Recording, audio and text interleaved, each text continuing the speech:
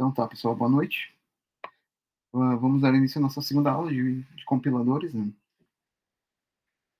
Na semana passada a gente viu, teve uma prévia, né, um panorama da ideia do compilador ali.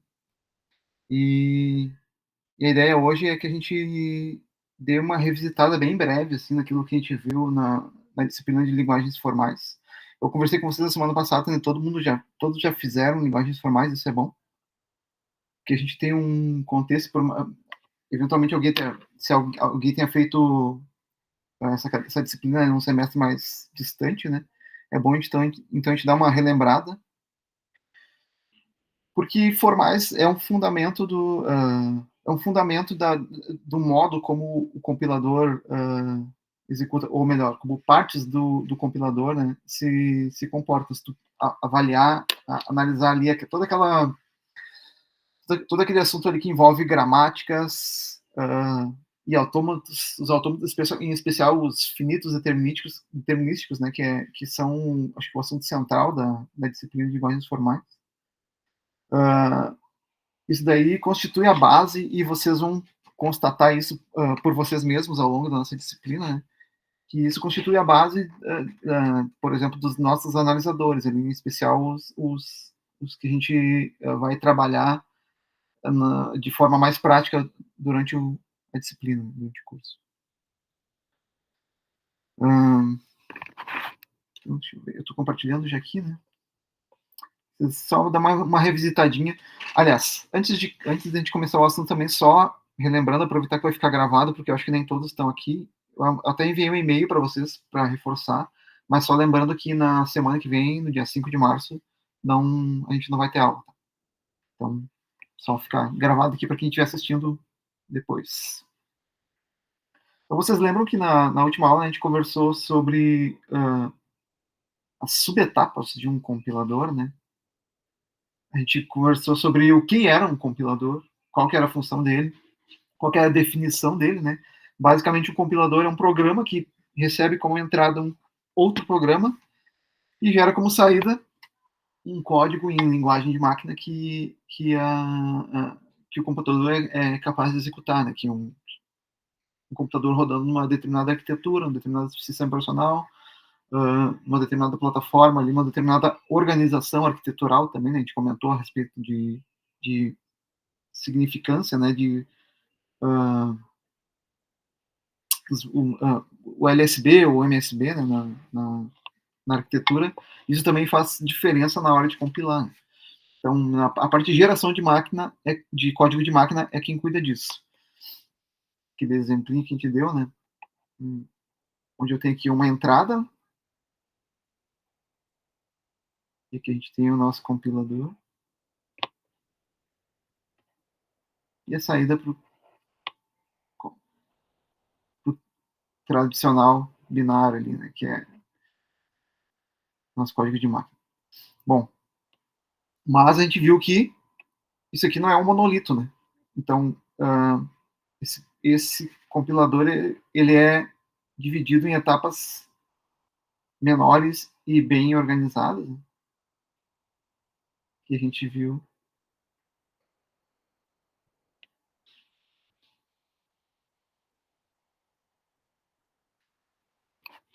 A primeira delas que a gente comentou, né, era a análise léxica.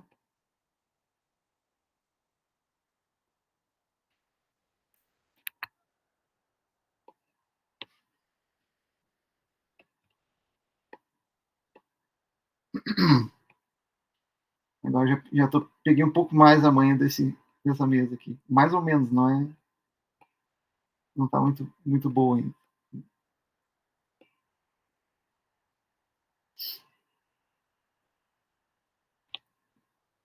A segunda, né, a análise sintática. Por que eu estou repetindo esse assunto, né? Na verdade, a minha ideia não é nem repetir o diagrama completo, né?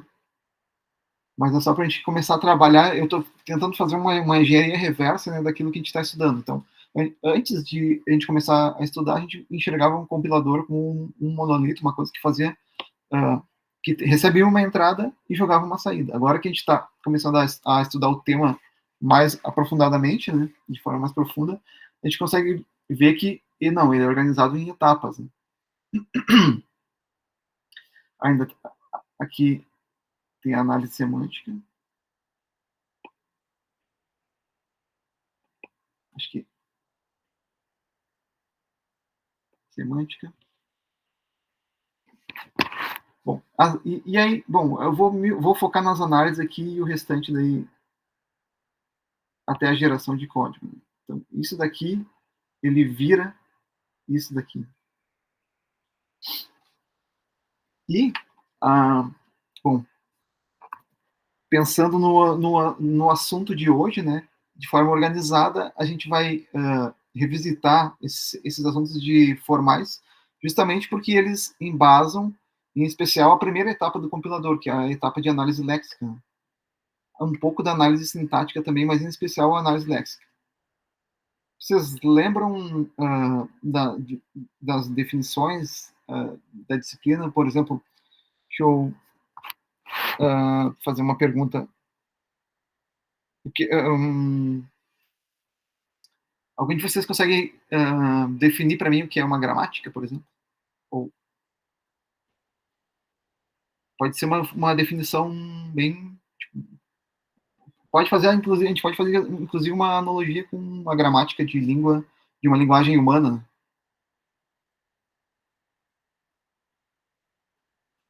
A gramática, tipo, o que a gente. Os caracteres que a gente pode usar? Algo assim, eu tô tentando lembrar de formais.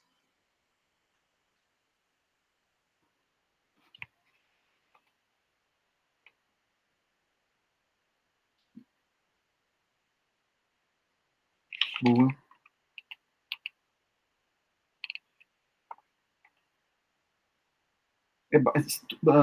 Tu usou as tuas palavras, né? Foi o Felipe que comentou, né?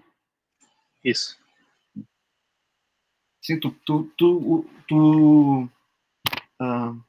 as tuas palavras, tu conseguiu representar basicamente o que é mesmo a gramática, tá?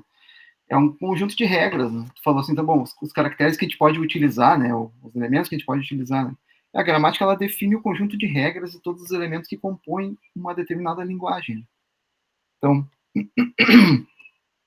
quando tu tem uma gramática, por exemplo, ela é composta de um alfabeto, vamos dizer. Né? Por exemplo, a gramática da língua portuguesa, ela é composta por um alfabeto. Esse alfabeto, ele é compartilhado por outras linguagens, né? Mas se a gente especializar para a língua portuguesa, a gente pode dizer que a gente tem um alfabeto, né? Por exemplo, quantas letras compõem o nosso alfabeto, né? Quais são as letras?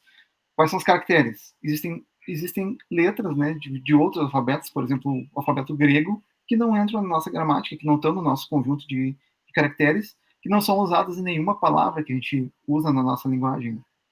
Então, ou seja, se eu utilizar em alguma palavra da língua portuguesa esse tipo de caractere, vai ser um erro gramatical. Por que eu estou falando de gramática?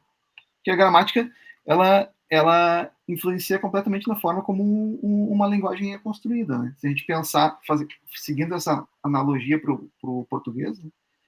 Se a gente tem um conjunto de regras, um conjunto de componentes, de um alfabeto, né, de elementos ali, um conjunto de combinações, e aqui vai mais uma pergunta, né? Por exemplo, uma pergunta que é retórica, mas é bom a gente exercitar, porque a gente consegue enxergar de outra forma o contexto compilador, o contexto da linguagem de programação. Né? Na língua portuguesa, por exemplo, qualquer combinação de letra forma uma palavra? Não, né? Tem combinações de letras que são simplesmente um arranjo desordenado, vamos dizer assim, né? De letras que não significam nada. Né? Da mesma forma, conjunto. Mas aí, beleza. Digamos que eu utilize o meu alfabeto de forma correta e consiga gerar e gere palavras que estejam contidas dentro da nossa gramática da língua portuguesa. Eu posso arranjar essas palavras de qualquer forma? Também não. A gente tem uma série de regras para validar se uma frase faz sentido, se ela está gramaticalmente correta. Da mesma forma, falando de uma linguagem de programação, não difere de nada disso. Então, basicamente, a gramática da minha notação é que a gramática é uma especificação de uma linguagem. Dentro do conjunto de elementos, a gente consegue definir um subconjunto de palavras, um conjunto de sentenças, né? Então, tentando fazer do micro ao macro, né? De uma forma resumida, a gente tem letras, palavras e sentenças, né?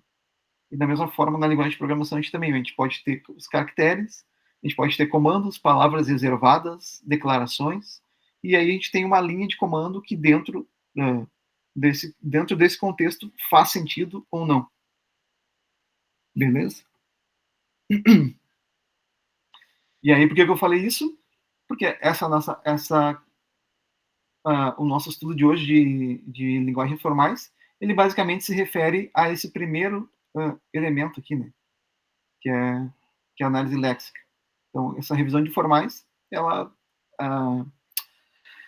as gramáticas, o conjunto o estudo dos autômatos, né? Com esse conhecimento, vocês são capazes de representar, por exemplo, um analisador léxico. Onde que a análise... Na aula passada eu comentei, vamos ver se vocês lembram, né? Do papel básico de cada etapa do compilador. Então, falando, por exemplo, da análise...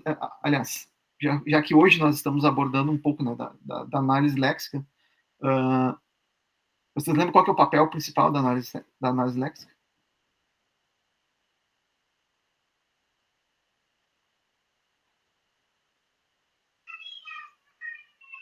Vou dar um tempinho para vocês pensarem enquanto eu tomo água. O que a análise léxica faz, no fim das contas, no processo de compilação?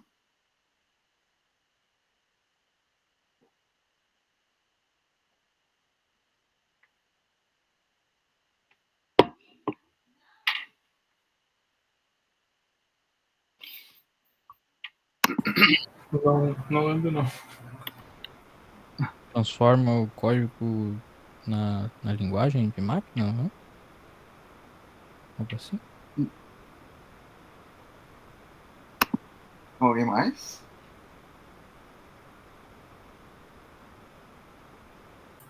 Eu dei uma breve bugada aqui e fala que é o processo de analisar o código-fonte caractere por caractere e juntar em tokens, gerar os tokens para compilação. Perfeito. Essa é a vantagem da aula remota online. Pessoal pode googlar. Tá. Eu incomodei vocês um pouco, mas é mais para a gente gerar um pouco gerar o assunto, né? De fato, é isso daí que foi o Adriano, né, que pesquisou ali. Vocês lembram que na aula passada eu falei a respeito das tabelas? A gente tem uma série de tabelas que são construídas ao longo do processo de compilação, né? A gente tem tabela de erros.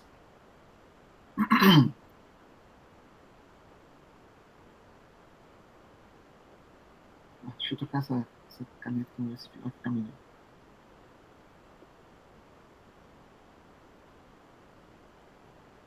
Tabela de palavras reservadas, né? Vou botar só a sigla aqui.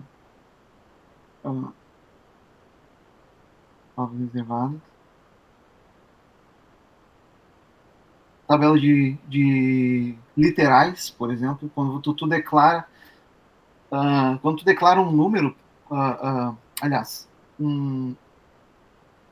uma constante, né, recebendo um valor numérico, esse valor ele é salvo numa tabela, né? E aí, quando o compilador ele precisa fazer menção, fazer referência a esse número, ele não vai...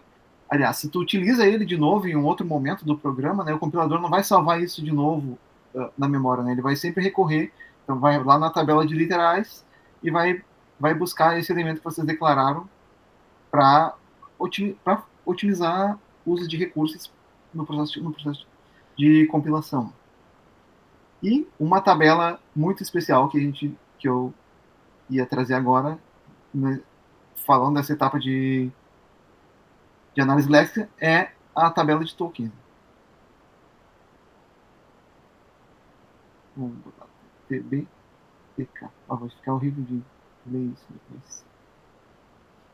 Que foi essa tabela, essa responsabilidade que o Adrian comentou, né, na busca dele ali. Então,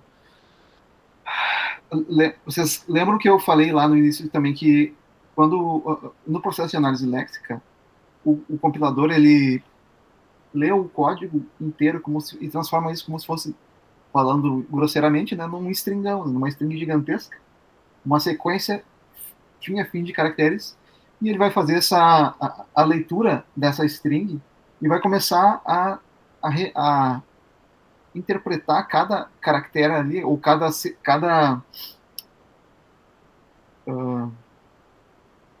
fugiu o termo. Cada palavra, né, é o termo menos técnico, menos formal. Cada palavra que tem ali, o análise léxica vai tentar encaixar nessa tabela de tokens. Então, bom, aí lembra do que eu dei um exemplo, uma declaração de um inteiro recebendo uma atribuição do valor do número 2, lembra? Aqui eu li um I, eu li um N e eu li um T. E aí eu li o espaço, beleza. Aí o analisador léxico ele pode consultar, ver, essa palavra, ela pode ser ou uma declaração de variável, ou uma chamada de função, ou uma palavra reservada. Aí ela vai olhar nessa tabela aqui de palavras reservadas e ver, existe uma palavra reservada que é INT, uma declaração de inteiro. Beleza, então isso aqui vai ser um token de declaração de inteiro. E ele salva isso nessa tabela dessa forma.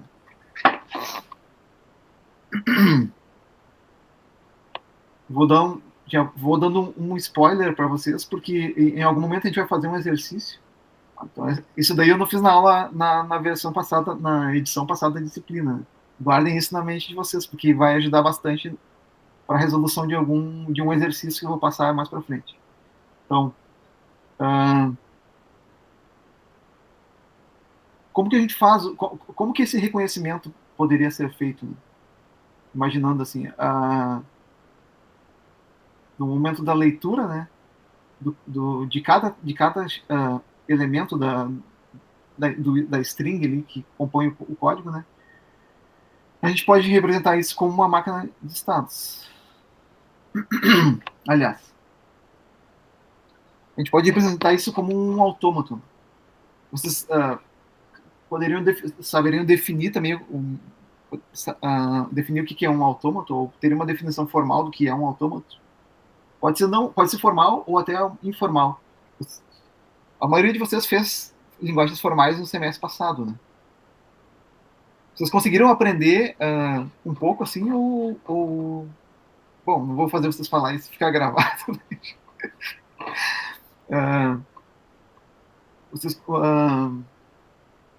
Mas vocês estudaram bastante essa questão de autômatos finitos determinísticos, né? Sim, eu tive essa matéria semestre passado.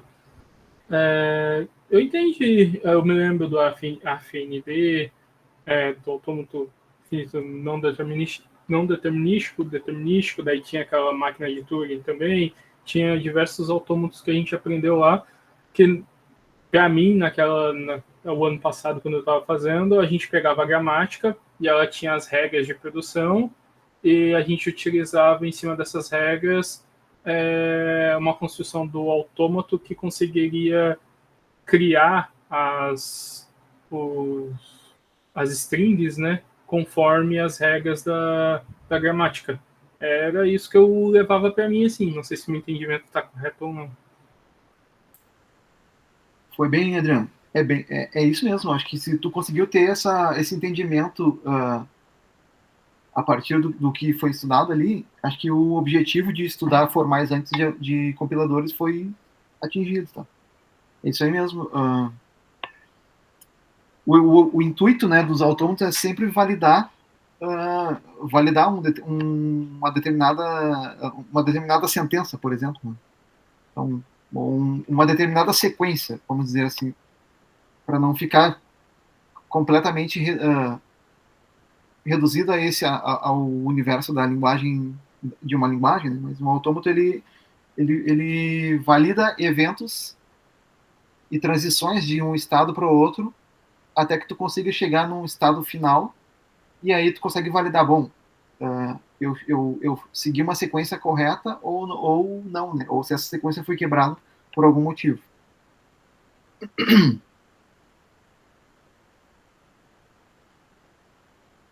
Então, se a gente pensar, olhando dessa forma, né, vou fazer uma representação não tão formal aqui do autômato, mas pensando que a gente está tentando fazer uma validação de uma leitura de um código, né? A gente pode enxergar um autômato, um AFD, né, um autômato como uma máquina de estados, né? Formalmente ele tem uma outra definição que daqui a pouco eu vou passar para vocês, mas agora a gente pode pensar que um autômato é nada mais do que uma máquina de estados. E esse termo, máquina de estados, é justamente o que eu queria que vocês gravassem, né, e tivessem e lembrassem disso na hora, por exemplo, de ter que pensar num analisador léxico implementado na unha, né? Bom, pensando nisso. Então, imagina, o que é uma máquina de estados? Digamos que eu tenho uma coisa bem simples, né? Eu tenho um estado B, um estado A, um estado B e aqui um estado final. Né?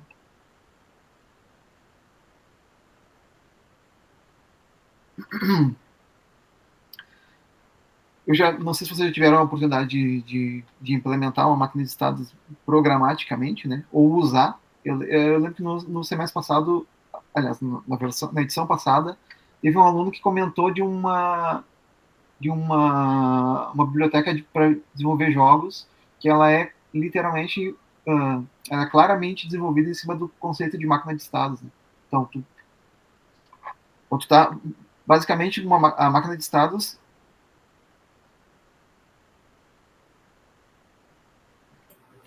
Eu tive um breve contato com máquina de estado desenvolvendo o jogo no framework do Unity, em C#.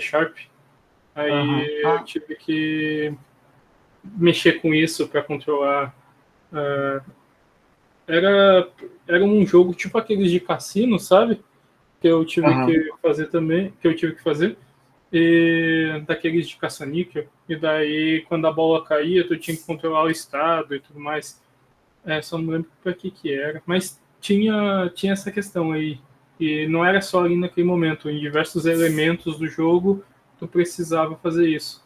Aí eu também desenvolvi um joguinho daquele tipo do Round 6, que daí eu também tive que controlar a máquina de estado acho que era para requisição da API, alguma coisa. Eu não me lembro bem ao certo para que era, mas eu tive que mexer com esse negócio aí. Principalmente com instâncias singletons, que tu não podia instanciar mais de uma vez, daí tu precisava utilizar essa questão. Legal. Pelo que eu tenho visto, né, essa parte de desenvolvimento de jogos ela é bastante baseada em máquinas de estados, né? Inclusive não era Unity, apesar de esse aluno depois ele foi me orientando no TCC dele, ele desenvolveu um jogo e desenvolveu usando Unity, mas quando ele me deu esse exemplo ele falou de uma outra de um outro framework lá que também era baseado em máquinas de estados.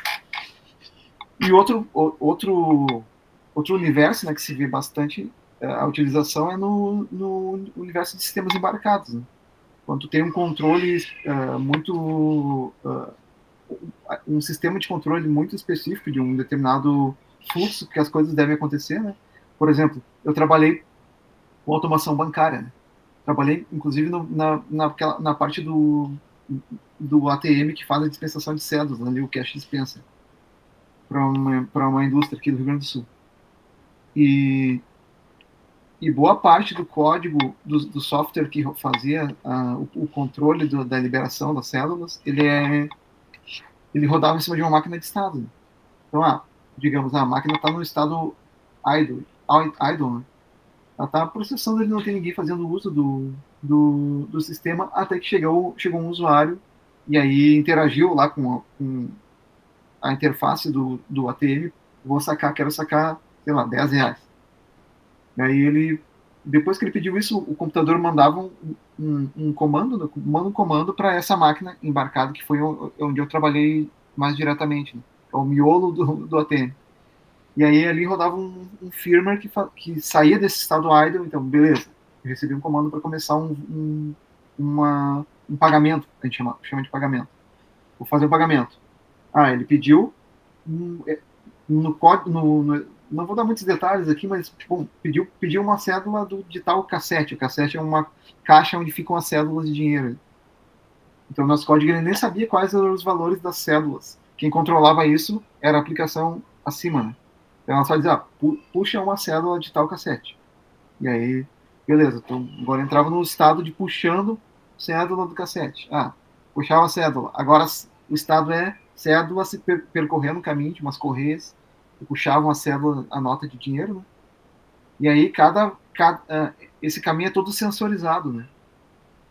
Para te depois conseguir detectar qualquer trancamento ali de cédula, embolamento de cédula e parar de rodar, parar de fazer pagamento, para evitar que tu literalmente rasgue dinheiro, né? Vai estar rasgando dinheiro de fato se continuar rodando. Então o trajeto era todo sensorizado até que a cédula caía na balança, a gente chamava ali que é tipo um depósito onde as cédulas ficam. E aí quando completou o valor que deveria ser sacado, puxado dessas caixas do cassete, então subia a balança, que daí, digamos, a nossa máquina de estados então ia para um estado agora. Beleza, todas as cédulas estão na balança. Agora estou no estado de subir na balança e o último estado é pagando o cliente. Daí a cédula está lá no bocal. Quando o cliente puxou a cédula, aí, sei lá, aciona um sensor e diz, beleza, agora eu volto para o meu estado idle, fico esperando o próximo pagamento. Assim, deu um exemplo prático de coisas de um projeto que eu trabalhei, né, na trajetória profissional, que também usava esse conceito de máquina de estados. Então, com vista a isso, que a gente pode entender aqui, uma máquina de estados nada mais é do que um software, ou não necessariamente software, mas é um mecanismo onde tu consegue transicionar através de eventos de um estado para o outro. Então, digamos aqui, a gente está no estado A, o estado B e o estado final, né? Digamos que aqui, quando eu estou no estado A, a única coisa que eu posso esperar é um evento, sei lá, o E1.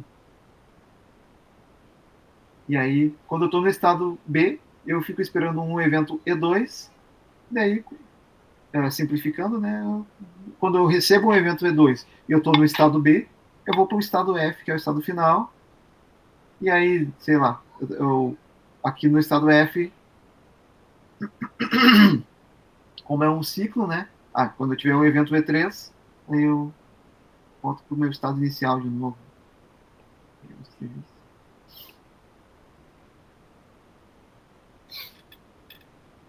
Ficou mais ou menos claro, pessoal, para vocês o que é?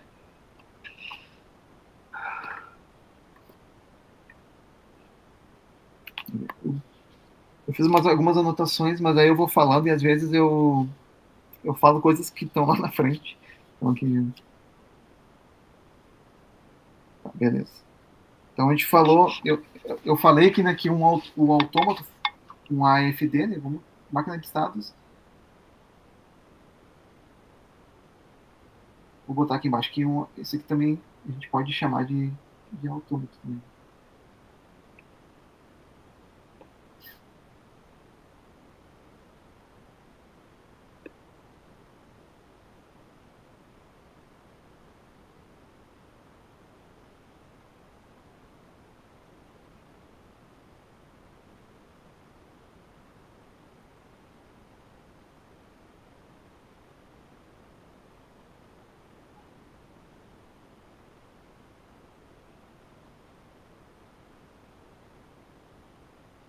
Eu não sei vocês, mas eu acho legal quando a gente consegue ver uma aplicação prática das coisas que a gente estudou, né? Então, isso é interessante. Por que a gente faz todo esse estudo, né? É uma teoria, às vezes, tem quem goste, né? E tem quem não goste. Eu acho muito legal quando tu começa a entrar assim, nas entranhas das coisas. E especialmente porque a gente, nós, na condição de cientistas, né? Vocês estão se formando num curso de ciência da computação. Entender a origem de tudo, né? E as bases, eu acho que é algo fundamental para o profissional da ciência. Porque nós, como cientistas, obviamente que no fim das contas, na nossa trajetória profissional, a gente eventualmente vai usar, eventualmente não vai usar, eventualmente a gente acha que nunca vai mais ver, e aí quando vê, vocês vão trabalhar numa empresa que, por exemplo, na indústria ali que eu trabalhei, vocês vão ter que revisitar esse conceito, né, esses conceitos. E, e eu, por muitas vezes, durante a trajetória, tive que relembrar ou revisitar coisas que foram pinceladas durante a graduação. E eu acho que isso nos diferencia, né, de, por exemplo, um curso mais rápido, um curso, por exemplo, um tecnólogo, onde é um ensino mais pragmático, onde te direciona para um caminho ali, né? Quando a gente estuda ciência da computação, a gente está indo tanto para o conceito, para o viés prático, né, quanto para o viés teórico. Acho que a gente tem que ter essa teoria também. E conseguir juntar as duas coisas é o que é mais legal. Entender onde aplicar.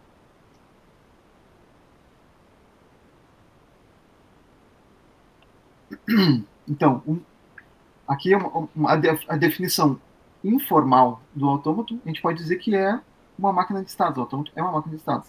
Mas ele também pode ser chamado de uma quíntupla ordenada. Essa vocês não...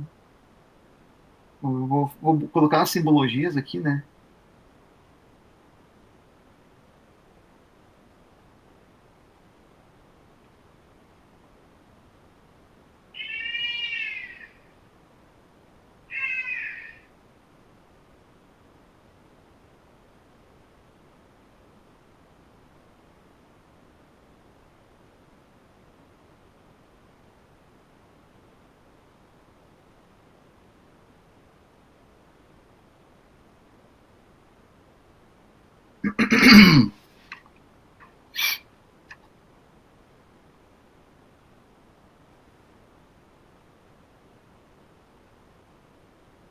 Então é uma quíntupla ordenada. A gente tem sigma, Q, delta, Q0 e F, né? Coloquei as simbologias, mas deixa eu puxar um pouco mais pro lado aqui agora. A gente já riscou bastante aqui. Limpar um pouco mais o quadro, mas eu vou tentar manter, ó. Ali tem a nossa aula 1, ó. Quando a gente falou um pouquinho da nossa aula 1. Vou tentar manter tudo no mesmo canvas. Vai ser legal depois a gente ver o desenrolar dos assuntos, né? E como a gente foi do micro pro macro, né? Do início até o final. Então, o primeiro elemento, né? O nosso... Vou escrever aqui sigma, que acho que fica mais fácil.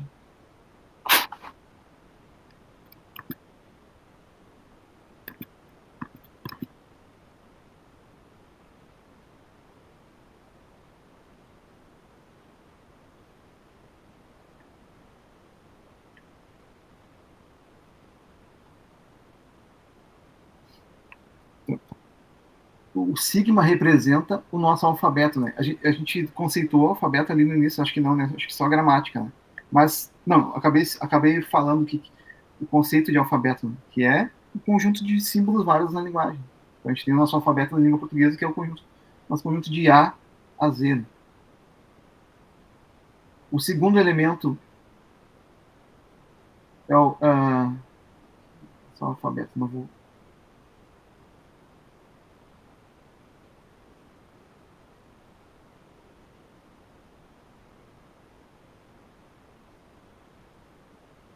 O nosso segundo elemento é o nosso conjunto de estados, né? Então, quantos estados a gente pode assumir dentro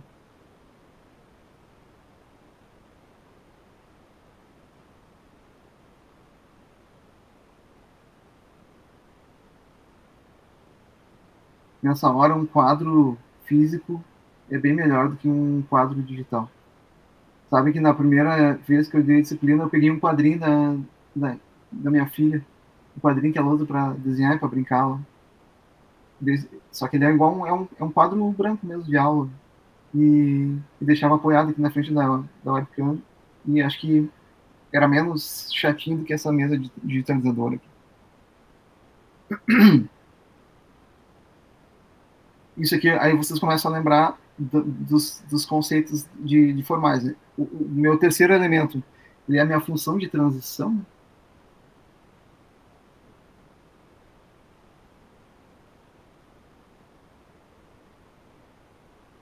Acho que eu vou desistir de escrever cada elemento aqui, senão vai ficar, não vai dar certo. Mas precisa é mais fácil usar a caixinha de texto ali. Acho que vai ter que ser isso. É que tava. Eu não usei ainda nesse canvas para ver. Um pouquinho de texto. Vamos ver aqui.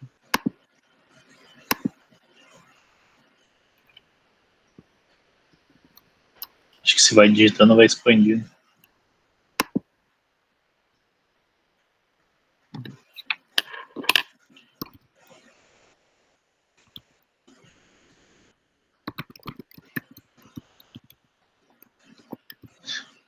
Acho que vai precisar aumentar um pouco a fonte. Vamos ver se aumenta aqui. Lá em cima, acho que tem um. Tá com um 12. Uhum.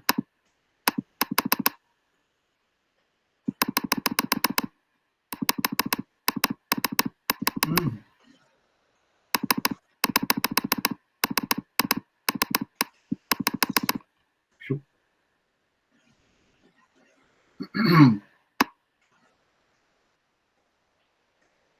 Vou botar aqui em cima disso.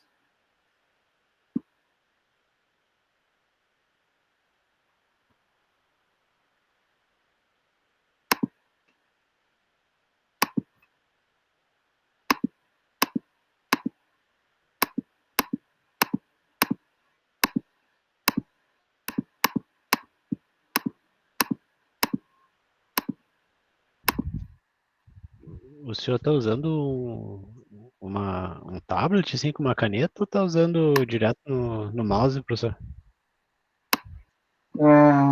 É uma mesa de digitalizador, por isso que eu julguei tá. que fosse ficar. Eu julguei que fosse ficar mais fácil de usar, né, do que o pad ali e tal. Mas Ok. eu não sei se essa mesa é muito simples. Ou talvez na próxima aula, eu vou tentar pegar um outro carinha que não seja esse Canva aqui. Talvez esse Canva é que não é muito versátil para usar.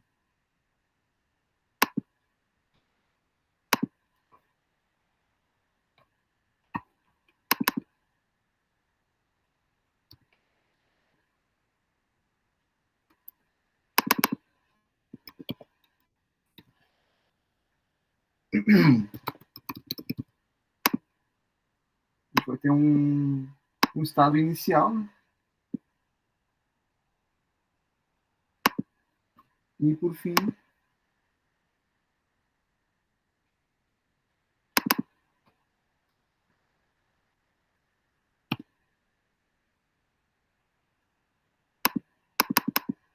nosso conjunto de estados finais.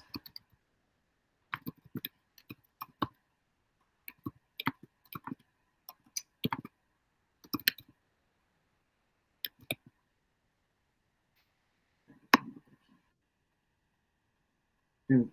Sofrido, mas encerramos ali as definições do autômato. Então,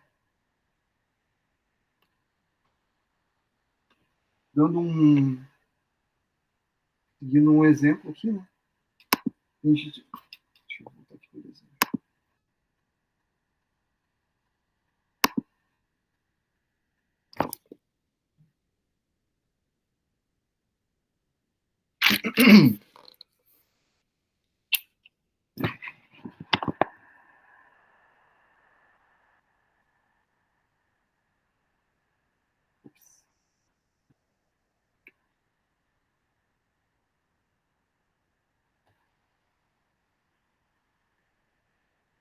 Vocês lembram,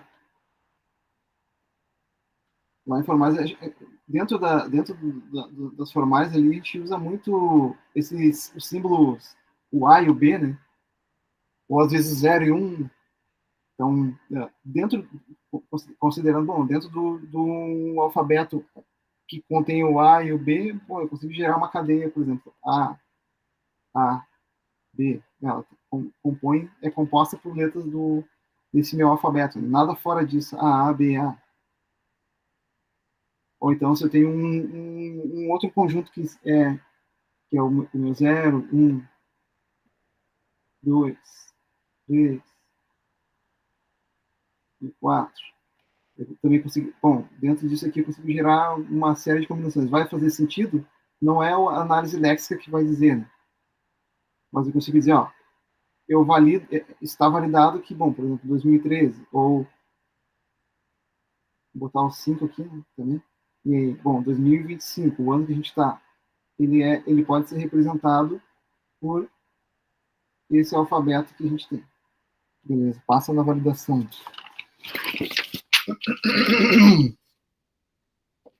Além do conjunto, a gente também pode definir comprimento, né? O que é o comprimento da cadeia? É o tamanho, é literalmente o tamanho, né? Então, bom, digamos, eu tenho esse conjunto de esse alfabeto e o tamanho da cadeia que eu quero é 4, é 1 e 4.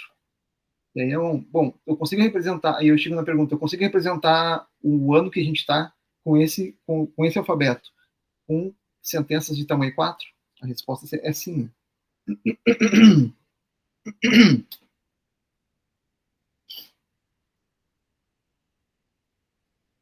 Então, a gente conceituou autômato, a gente conceituou gramática, a gente conceituou alfabeto. E aí, bom, só fazer uma divisão aqui. Falando de gramática, a gente conceituou ela, mas não dentro do formalismo também, né? Pensando lá no conceito de linguagens formais, uma gramática. Vocês lembram qual era a definição formal de gramática? É muito parecido com aquilo que a gente falou do autômato, né? O autômato é uma quíntupla ordenada e a gramática é uma quádrupla ordenada. Eu acho que foi o Adriano que comentou ali sobre os autômatos, né, e como a utilização deles lá na disciplina de formais. Aqui eu não vou escrever, tá, mas eu vou falar e depois eu posso talvez gerar um material sobre isso que acho que vai ficar mais fácil vocês consultarem também depois. Né? Mas isso também faz parte do conteúdo de formais, né? Então só revisitando. Ó, eu não sei se em formais vocês viram viram VNTPS ou VTPS, acho que também pode ser chamado de VTPS, né? É uma utilização VT, né? Aqui o T. Faltou o V aqui. Mas eu acho que na UBRA, pelo menos, se vocês fizeram formais com a Adelina, que foi com quem eu fiz também, né? Ela apresenta uma gramática com a definição formal de VTPS, né? Onde V é o conjunto de símbolos não terminais da gramática, né? O VT, né, ou T, é o conjunto de terminais. Então, para onde os meus não terminais derivam. Né? O P são as regras de produção. E o S é o símbolo inicial da gramática. Né? Então, basicamente, o que importa nessa definição da gramática são esses elementos aqui, até principalmente os 3 elementos. Né? Basicamente, esse cara aqui vai derivar nas regras de produção. E as regras de produção elas vão dizer que esses caras aqui eles derivam para esses aqui. Então, dando um exemplo. E agora é por isso que eu estava com a mesa de digitalizadora. Né? Vai ficar mais fácil a gente fazer os exemplos. Vou pegar aqui. Dada esta gramática aqui, já com aquilo que a gente conceituou antes ali, né?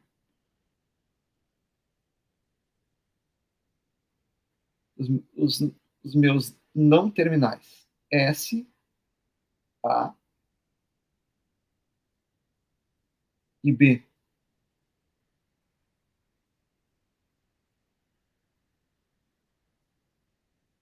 Os meus terminais.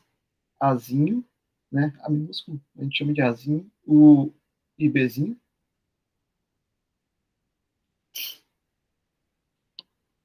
As minhas regras de produção que eu vou definir logo mais, né, aqui embaixo, a gente precisa de espaço para definir. E o meu símbolo inicial sendo o S, né? O S está dentro dos meus não terminais aqui. Né? Então, o meu inicial vai estar sempre dentro dos meus não terminais. O que significa? Agora a gente define as regras de produção da gramática. Tá bom? Essa gramática, ela diz que o S ele pode derivar em AB. Ou seja, o S é um dos meus não terminais, ele deriva para outros dois não terminais. E aí, o meu primeiro não terminal da derivação, que é o Azão, né? Esse aqui é um exemplo bem didático. Tá? Ele deriva para o Azinho.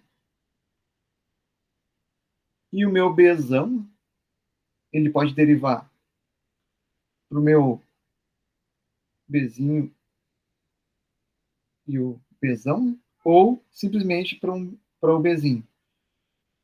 E aí, quando eu chego num terminal, e num terminal significa que fechou, né? Aí a gente consegue dizer se aceita ou não aceita uma determinada cadeia, digamos assim.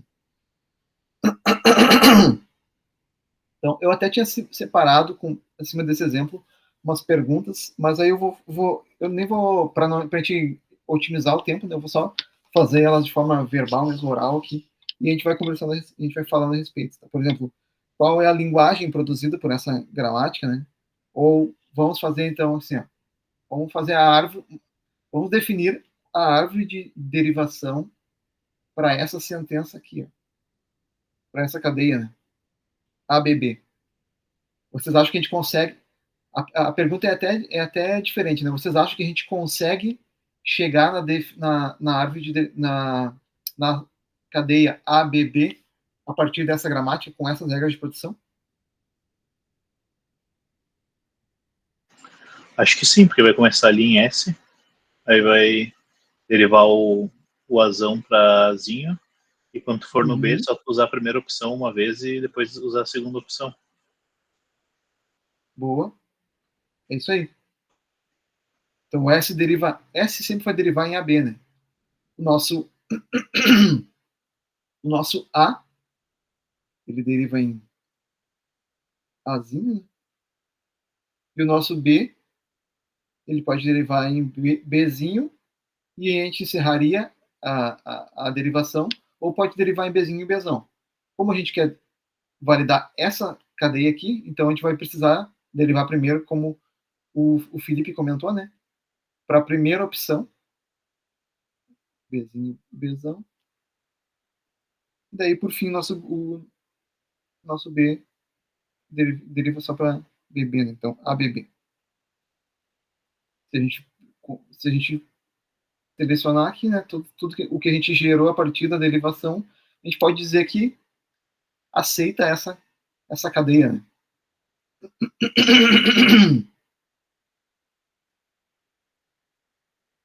E aí, uma das perguntas que tinha feito era qual é a linguagem produzida por essa gramática, né? A gente poderia fazer, bom, a gente poderia fazer as infinitas possibilidades que a gramática é capaz de gerar, né? Ou tentar definir ela através de uma fórmula aritmética, né? Que represente o que ela é. E isso acho que vocês devem ter exercitado também durante a disciplina de formais, né? Então, o que a gente vai dizer aqui? Que essa linguagem ela é capaz de gerar cadeias que contenham um A e um B, mas não só isso, né? O B na N, tal que N seja maior Ops, não tava na minha xícara. O N. Ops. Deu um tapa na xícara e já me atrapalhei. Tal que o meu N seja maior ou igual a 1. Ou seja, eu sempre vou ter um B, mas eu posso ter N Bs nas cadeias derivadas a partir dessa linguagem. Fácil essa, né, pessoal?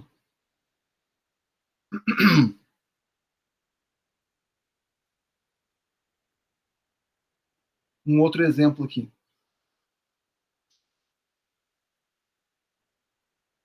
Uma nova gramática, tá?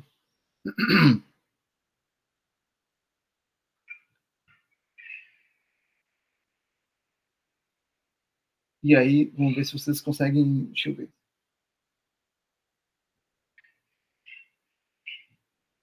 Vocês conseguem dizer o que a gente vai poder gerar, né, com essa gramática aqui. 0 e 1. As regras de produção e o meu símbolo inicial. Né?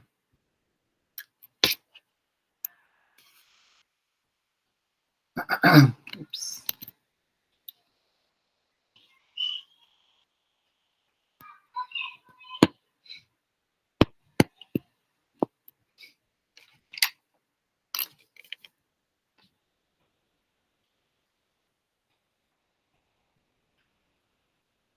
Aqui as minhas regras de produção são as seguintes.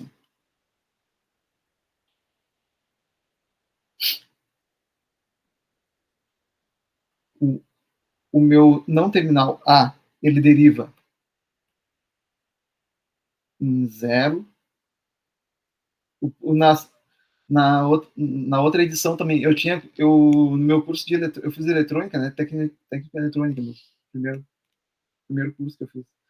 E aí a gente representava o 0 com risquinho. Na eletrônica é comum tu representar o 0 com risco. E aí o pessoal reclamava que se confundia quando eu fazia o 0 com risco. Agora eu estou me policiando para fazer um zero normal, de gente normal. Então, o meu A deriva para 0A ou B, o B não terminal, né? E o meu B, ele deriva para 1B ou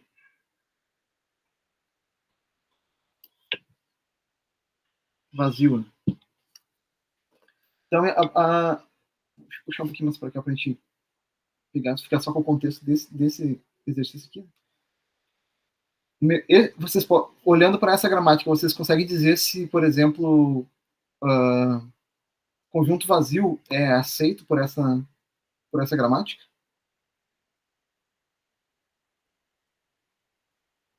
Vou deixar um tempinho para vocês pensarem. Uhum. Buenas. É aceito, né? Por quê? Porque no meu A eu consigo derivar para B, e do B derivo para vazio. Né?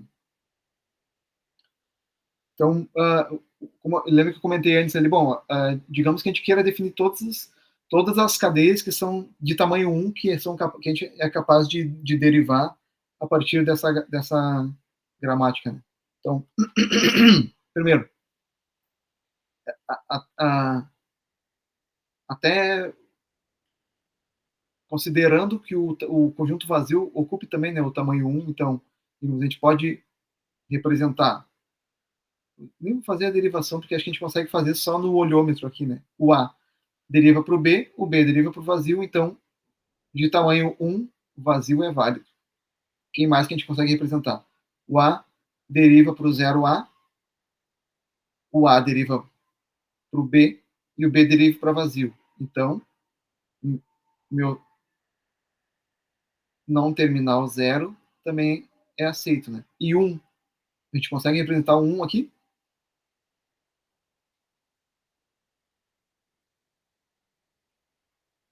Esse eu não estou fazendo a árvore de derivação, tá, pessoal? Eu estou assumindo que vocês estão conseguindo acompanhar comigo. Sim. Tá? Se vocês quiserem fazer a árvore de derivação, eu faço daí mesmo. Eu estou fazendo mais exercitando o caminho aqui, olhando para as regras de produção. Para 1 também dá. É só derivar o A para B, ele deriva o B para 1B e depois o B para vazio. Boa. Então, as cadeias de tamanho 1, né? Aqui esse 1 aqui não tem nada a ver com o 1 terminal, é o tamanho, né?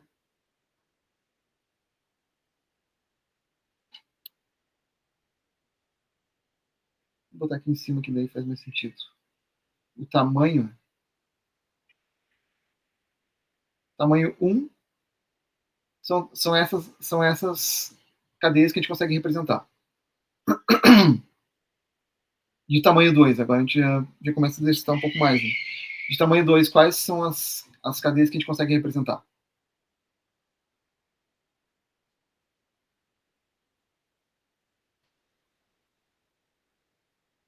Acho que aqui talvez a gente até deva fazer pelo menos um primeiro exercício de derivação com a árvore aqui. Tipo 1, 1? O 1 é válido. A gente pode fazer Não. 1. 1, 1. É 2 vezes o número 1. A gente consegue. O 1 a gente consegue representar. A gente pode até fazer o exercício aqui, né? Então, o A deriva para o B. O B deriva para 1B.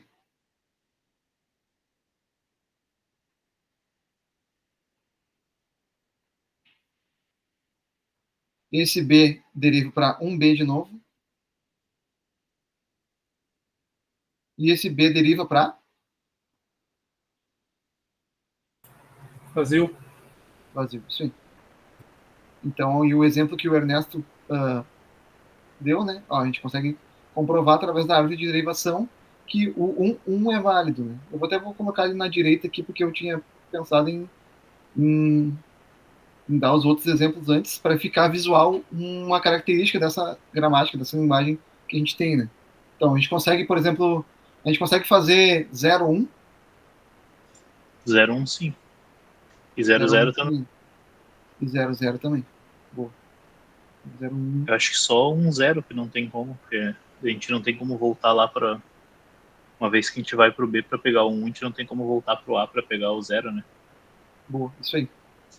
Então, uma característica que a gente tem aqui, né, é a recursividade, né? Só que essa recursividade a gente põe, por exemplo, a gente tem o B chamando o B de novo, né? Então, fazendo um parênteses só porque para relembrar que lá na primeira aula eu falei, né, por que a gente estuda compiladores e por que a gente estuda compiladores no final do curso, né? Porque cada elemento que a gente vai passar aqui, a gente vai ver que a gente já teve uma visão, a gente já visitou esses conceitos anteriormente, né? Então, o próprio conceito de recursividade que a gente usa programaticamente, né, a gente também consegue ver ele aqui nas definições formais, né? O B chamando o próprio B, né? E eu posso ficar chamando B, até que uma determinada condição seja satisfeita. Nesse caso aqui seria o B chamou o conjunto vazio. Aí eu encerro o meu looping, né? É um looping. Basicamente a gente está vendo um looping e uma função recursiva dentro de um formalismo de uma gramática. Interessante, né? E aí, bom, talvez esteja até ficando um pouco maçante, né? Mas a gente consegue representar 1 nessa cadeia? Sim, vai usando a recursão ali do B. Se a gente tivesse feito aqui, ó, usando esse mesmo exemplo aqui, se a gente tivesse simplesmente derivado para 1B de novo e depois o B para E, para conjunto vazio, a gente chegaria no 1. E, então aqui já indo para as cadeias de tamanho 3. 0, 1, 1 também. Vocês acham que 0, 1 a gente consegue chegar no 0, 1 ou não?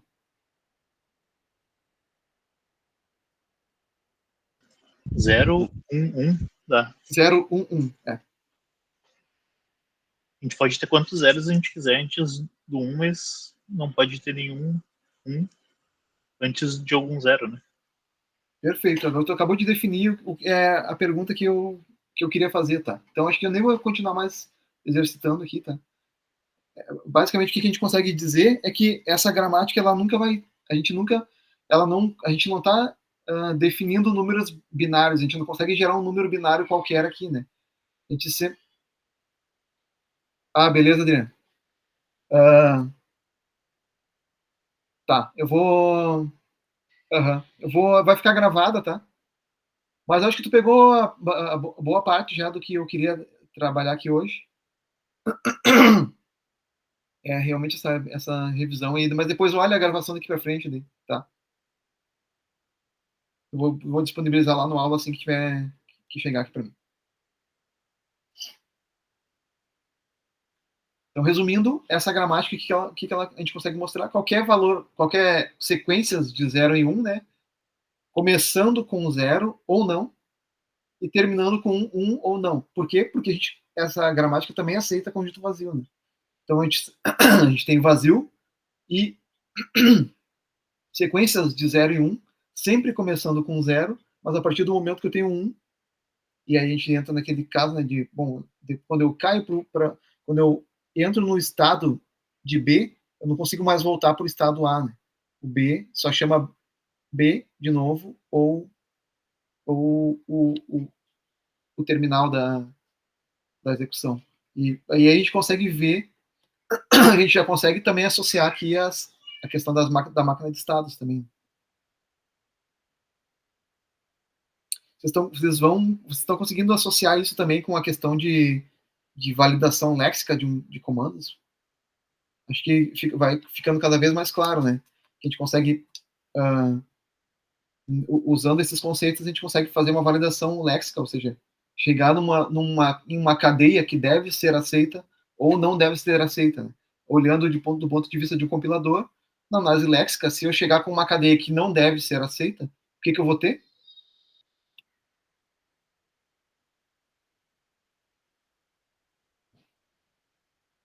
Um erro de compilação, né?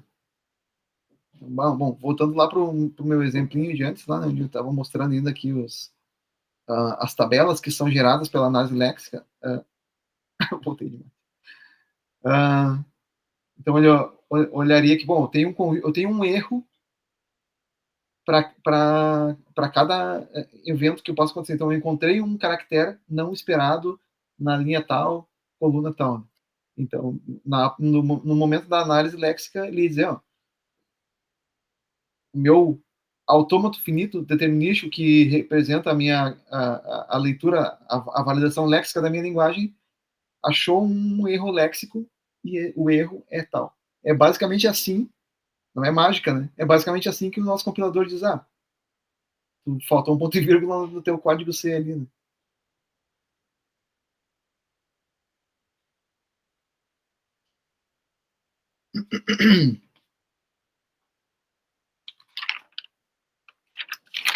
Vou fazer só mais um exemplinho, tá? Daí a gente encerra essa parte de exemplos de gramáticas. E aí, pessoal, já falando para vocês, eu vou disponibilizar depois no aula uma listinha de exercícios de formais, tá? Que daí já vale como um pouco de uma parcela da pontuação de AP1, tá? E também, eventualmente, isso pode ser uma valer com uma semipresencial. Em especial porque a gente não vai ter aula na semana que vem, né? Então, para vocês não ficarem com saudade aí do assunto, eu, eu coloco uma listinha de exercícios aí para vocês fazerem, tá? Eu sei que vocês vão ficar com saudade.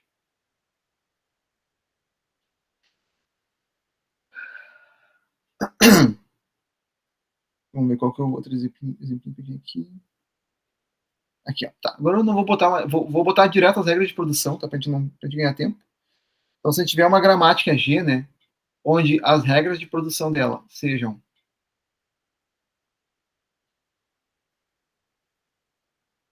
o meu S, vamos assumir que S é sempre o nosso estado inicial, né? Ele deriva em AB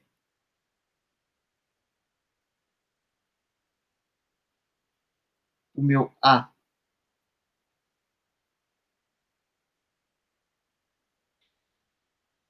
deriva em A, A, A, ou vazio. E o meu B deriva em B, B, Bzão, ou vazio também. Primeira pergunta que eu faço para vocês. A gente consegue... Essa gramática, ela aceita conjunto vazio?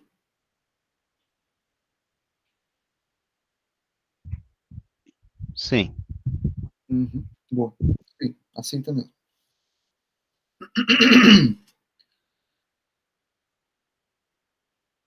Vamos fazer, então, assim, ó, fazer só um exemplinho, um último exemplinho, tá? Só para exercitar um pouco mais e falar também sobre a representação das... Vamos derivar essa sentença aqui. Aliás, vamos ver se essa sentença aqui, se essa cadeia aqui é válida para essa gramática. A, B, B. Vocês acham que ela é ou que não é?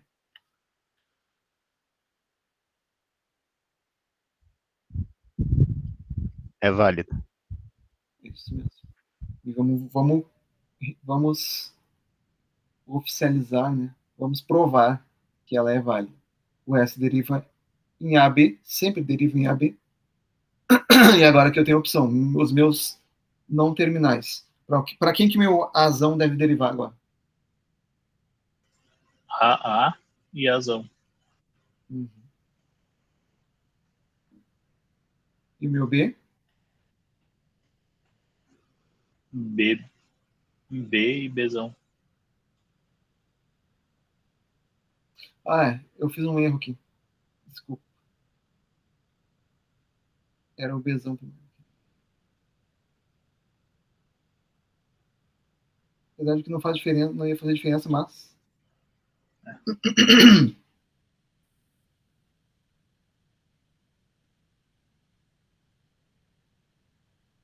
Para esse exemplo, não faria diferença. Agora o meu A deriva para...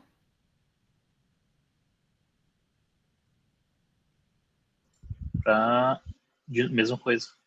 Uhum.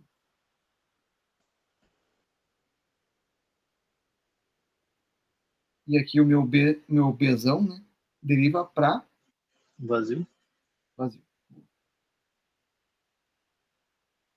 E esse último A aqui, Pra vazio também. vazio também. O que a gente queria provar? Se essa cadeia é aceita por essa gramática. A gente consegue ver aqui, ó. Então, vamos indexar, né, para não fazer um risco de ficar horrível. Então, meu primeiro conjunto está aqui, meu segundo conjunto está aqui, meu terceiro conjunto está aqui. A gramática encerrou, foi para os terminais, ou seja, A, B, B é aceito. Se a gente fosse representar, né, uma fórmula aritmética ali, né, que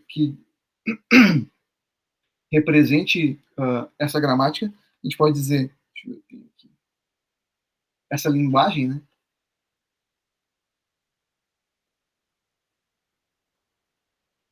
eu tenho ela forma conjuntos de A's e B's, sempre em pares, né? E aqui esses pares eles podem assumir n valores, né? Esse segundo aqui eu posso representar como n também.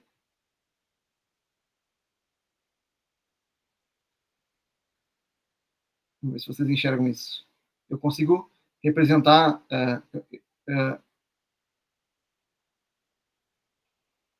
o mesmo número de pares, está bem evidente até no nosso exemplo. Não, tem que mudar isso, tem que mudar esqueci o nome dessa variável, né? Tá, beleza, é isso daí. Expoente, Então, aliás, de A na N e B na M, né? Porque N pode ser um valor aliás, eu posso ter um conjunto de pares de A's e um conjunto diferente de pares de Bs. Tal que, como essa linguagem ela aceita conjunto vazio, né? O N e o M sejam maiores que zero sempre. Não, pode ser 0, porque pode derivar para vazio, né? Boa, isso aí. Então, agora eu só... O objetivo dessa aula é ver se vocês estão com os conceitos de formais fresquinhos, né? É bom que vocês fizeram recentemente. Então, acho que não precisa de mais nenhum exemplo dessa parte de gramáticas aqui. Eu até tinha mais um aqui, mas nem vou fazer.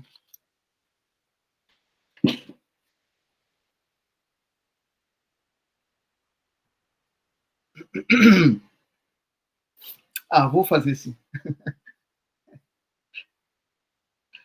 É que, bom, esse agora eu vou deixar vocês fazerem, tá?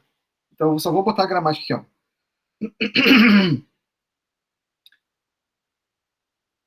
Essa é a última, tá? Eu prometo. Não sei se vocês estão gostando ou não. Não. Tá. O meu conjunto de regras é o seguinte: o meu S, ele deriva em S mais ou S, ops,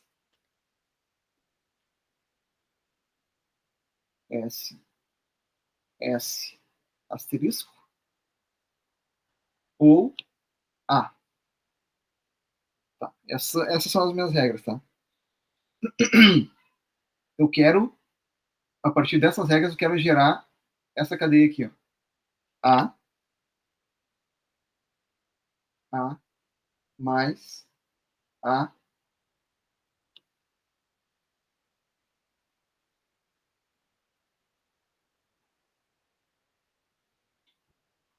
asterisco. Tá. O meu símbolo inicial é o S, né? Para quem que esse S deve derivar? Tá. Vou deixar vocês falarem.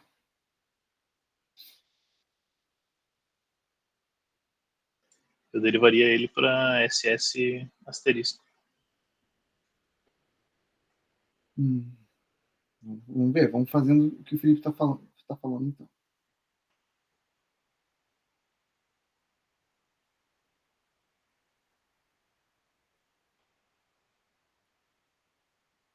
Beleza. E agora?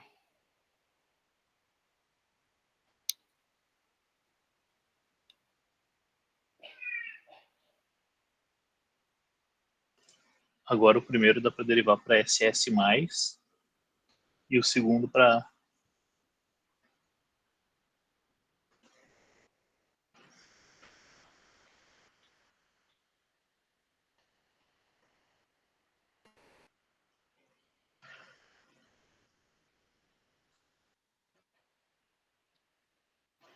E aí? e aí os dois S para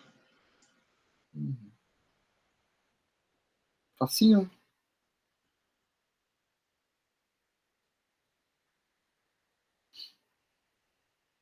Ou seja, a gente conseguiu comprovar também que naquela cadeia pedida, né, no exercício é válida e a gente consegue representar através das regras de produção. O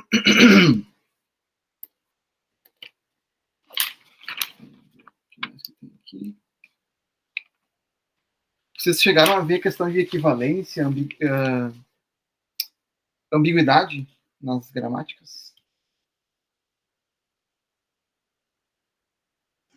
não lembro. No caso de ambiguidade, vamos conceituar a ambiguidade, né? É quando eu tenho a possibilidade de gerar uma mesma cadeia de formas diferentes dentro da mesma gramática. E já adiantando para vocês, tá? Essa possibilidade ela é um fator determinante para a gente conseguir construir o compilador, né? Então, uma gramática ambígua, ela ela não, quando a gente tem uma gramática ambígua, ela deve ser resolvida de forma que ela fique, que ela fique desambiguada, né? Para não ter mais de uma possibilidade de gerar uma mesma gramática. Eu tenho um exemplo bem tosco para isso, né? Por exemplo, sei lá, é um if. É um if que tu tem um, um, um then, né? Ou um else, ou um talvez, né? Um sim ou não, ou um talvez. A é maior que B. Sim, não ou talvez. Para termos de construção de um compilador, isso não, esse é um fator impeditivo. Então, vou dar só um exemplo de uma gramática ambígua, né?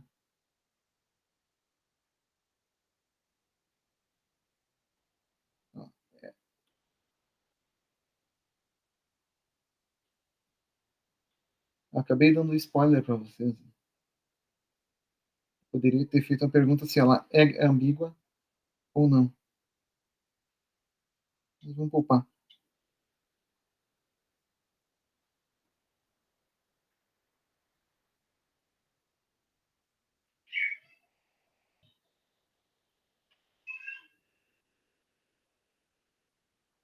E conjunto vazio. Vamos fazer um teste para ver se, para a gente determinar se ela é ambígua, né? Vou dar uma cadeia aqui, que é AB, AB.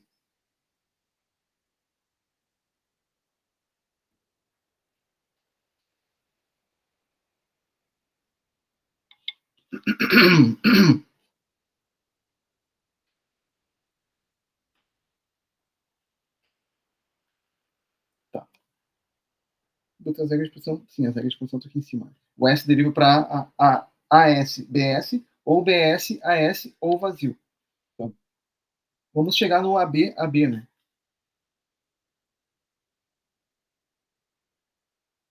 Dar um exemplo indo para esse primeiro conjunto aqui, ó, o AS-BS, né?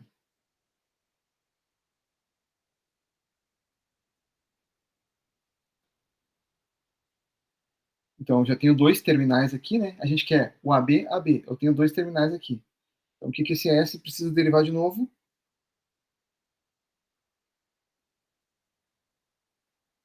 Esse para vazio, né? E esse S aqui deriva de novo para AS-BS de novo.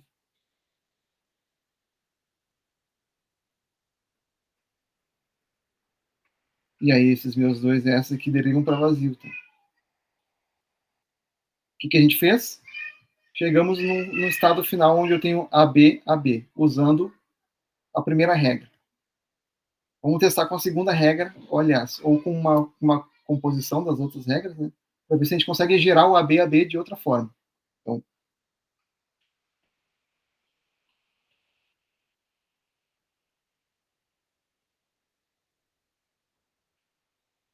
uma canetinha, ó. AS, BS.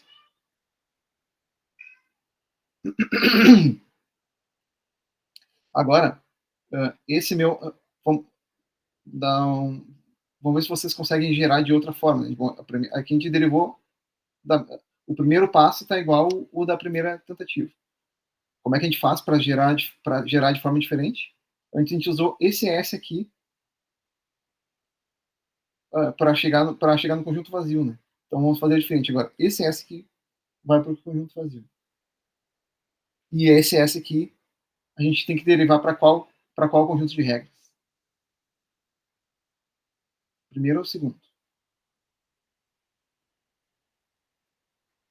Conjunto de regras não, né? Para qual regra? É essa daqui ou essa daqui?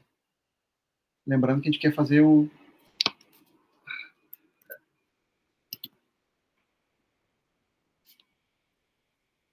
AB-AB.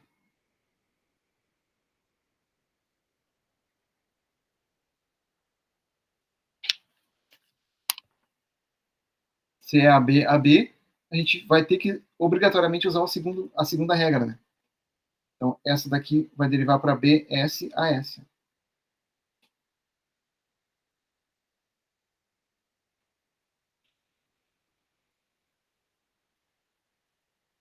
E aí, agora, esses dois S derivam para vazio, né?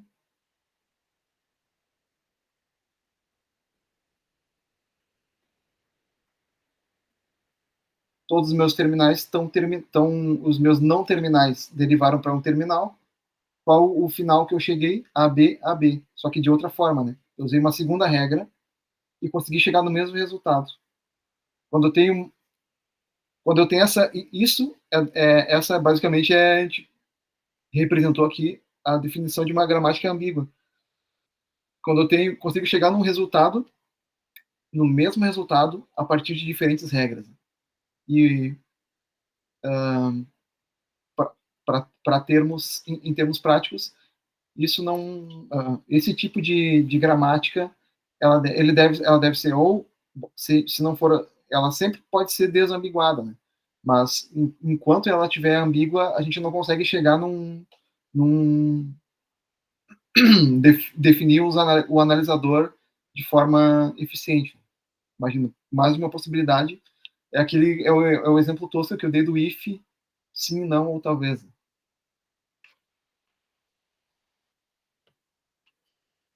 Por quê? Porque a gente tem, acho que tem uma palavra-chave falando de gramática ambígua e que vai de encontro, ou melhor, em conflito com a nossa definição de autômatos finitos determinísticos, né?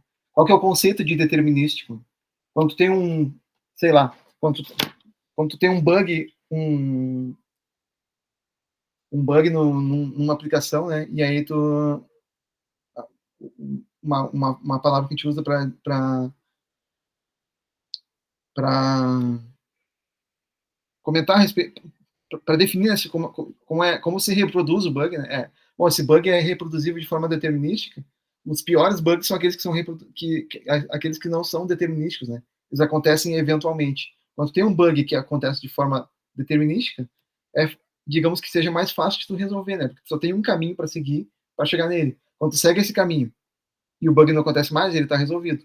Agora, várias vezes eu já peguei bugs que eles acontecem de forma não determinística, ou seja, eventualmente depende de uma série de fatores que às vezes acontecem ou não para esse bug acontecer. Né? Uma gramática ambígua, ela é não determinística, né? Então isso vai em conflito aos autômatos finitos determinísticos que a gente quer representar, usar para representar as nossas análises, ou melhor, o nosso analisador léxico. Então, vou botar uma legenda aqui, né? Para a gente saber que é uma gramática.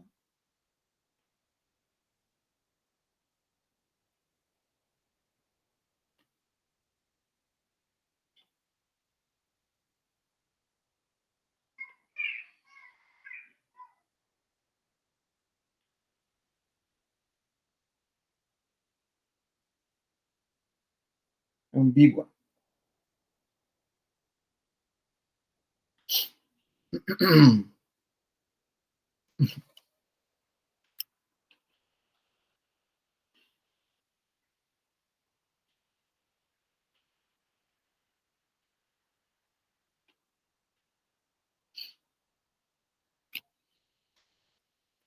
Deixa eu ver se tem mais algum assunto para falar.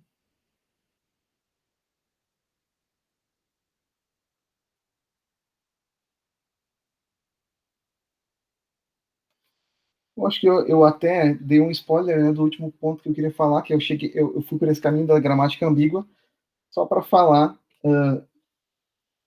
Teve um teórico da computação, né, que estudou e determinou os tipos de hierarquia, né, de gramática. Então, basicamente classificou tipos de gramática que podem existir na computação. Né? É o Chomsky. Então, essa hierarquia que eu vou apresentar para vocês é a hierarquia de...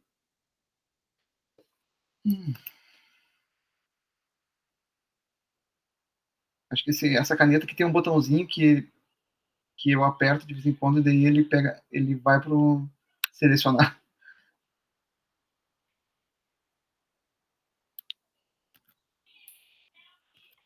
Ele fica com a função de de seleção ao invés de escrever.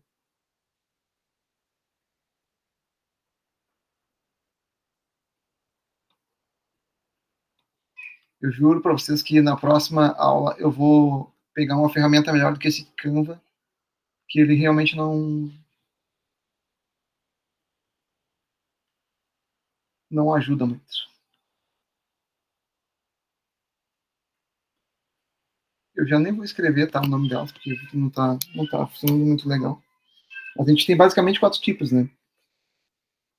Eu vou numerar eles, então. A gente tem o 0, 1, 1.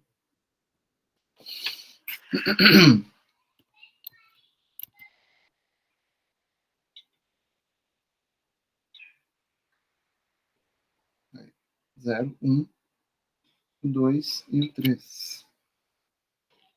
Então, a gente tem gramáticas com estrutura de frase. Não vou escrever. Lembrei que eu não vou escrever. Gramáticas sensíveis ao contexto, né? E aí é um ponto que a gente estuda, né, também nas linguagens formais, são as gramáticas livres de contexto, né? Qual que é uma definição simples de gramática livre de contexto, né? É o que a gente viu antes aqui. É uma gramática que na esquerda, né, olhando, pensando na derivação que a gente faz, da esquerda para a direita, ela tem apenas um símbolo não terminal que deriva em terminais ou não. Então a gente sempre tem um terminal na esquerda e esse terminal ele deriva em outros não terminais ou terminais. E assim a gente tem um modelo determinístico para chegar nos resultados possíveis dessa gramática, né?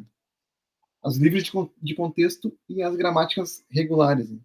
Basicamente, esses 2 primeiros tipos que eu falei para vocês aqui, o de frase e as sensíveis ao contexto, a gente não usa esses tipos de gramática, então a gente nem aborda muito, né? Tanto nem na disciplina de formais, nem em compiladores, esses 2 tipos.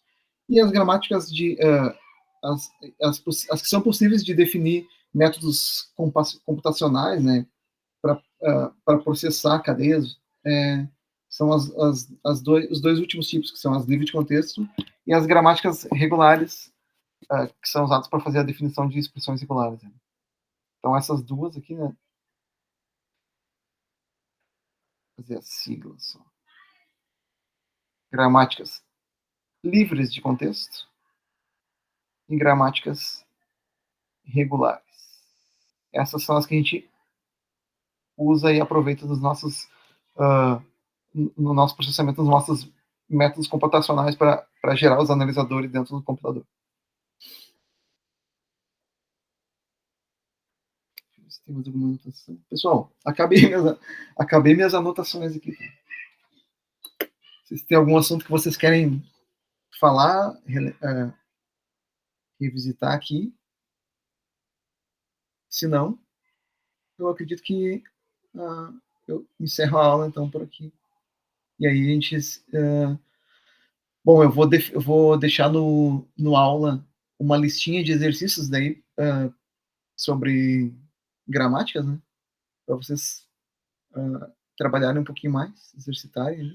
Nada muito complexo, tá? É só para a gente realmente exercitar, lembrar, tá com esse conteúdo fresquinho para a gente caminhar para as definições dos nossos analisadores ali de uma forma melhor embasada, de forma teórica, tá? Teoricamente melhor embasada.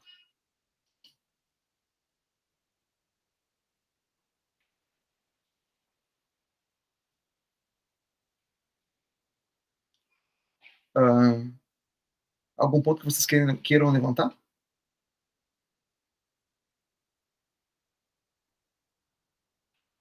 Se não, eu vou encerrar a gravação.